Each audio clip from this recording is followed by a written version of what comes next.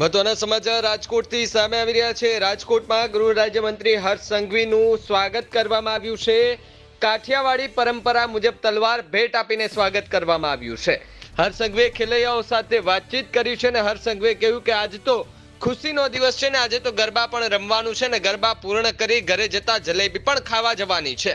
વિરોધીઓ પર પ્રહાર કરતા કહ્યું અમે અહીંયા રમો તમે અહીંયા રમો છો પરંતુ કેટલાકને તમે રમો છો તેનાથી વાંધો છે। ત્યારે હું તમને પૂછું છું કે તમને કોઈ અટકાવવા આવ્યું છે હજુ સુધી? ગરબા બંધ કરાવવા કોઈ આવ્યું છે હજુ સુધી?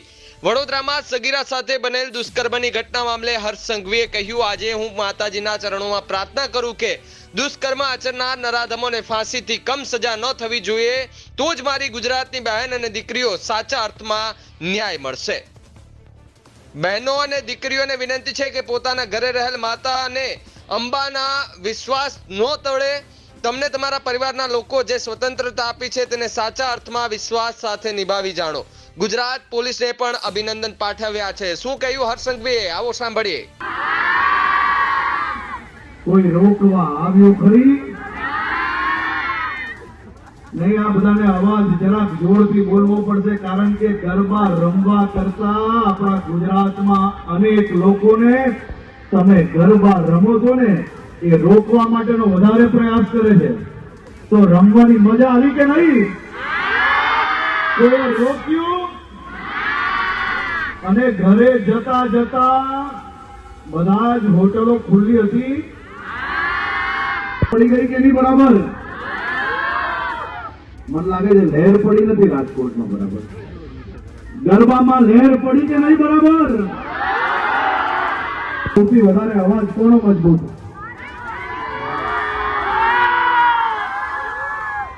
તો બધા અને આજનો દિવસ તો આનંદનો દિવસ છે।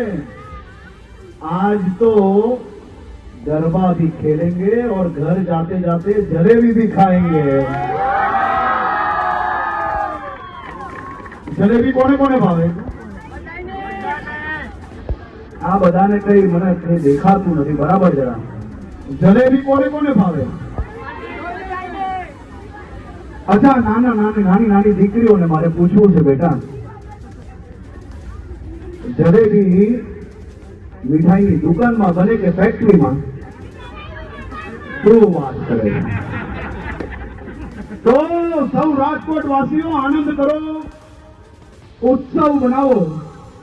આપણે માં અંબાની ભક્તિમાં આ 9 દિવસમાં અંબાના ચરણોમાં વંદન કરીને તમારા સૌની શાંતિ, સુરક્ષા અને સલામતી માટે મારી ગુજરાત પોલીસને હું ખૂબ આભાર માનું છું જે રાત દિવસ એક કરીને મારા રાજ્યના સૌ નાગરિકોને મોડી રાત સુધી ગરબા રમાડે છે અને ઘરે પરત ફરતી વખતે આપ સૌની સુરક્ષા માટે રાત દિવસ એક કરે છે।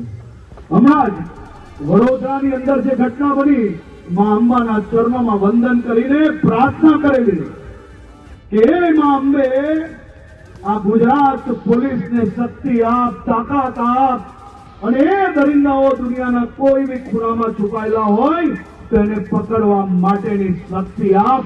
તમે સૌ બહેનોના આશીર્વાદથી ગુજરાત પોલીસને એ દરિંદાઓને પકડવામાં સફળતા મળી। આજે બી માં અંબાને આ ચરણોમાં વંદન કરીને એક જ મનોકામના માંગી છે કે આ દરિંદાઓને ફાંસીથી ઓછી સજા ના થવી જોઈએ તો જ મારી ગુજરાતની બહેનોને ન્યાય મળે।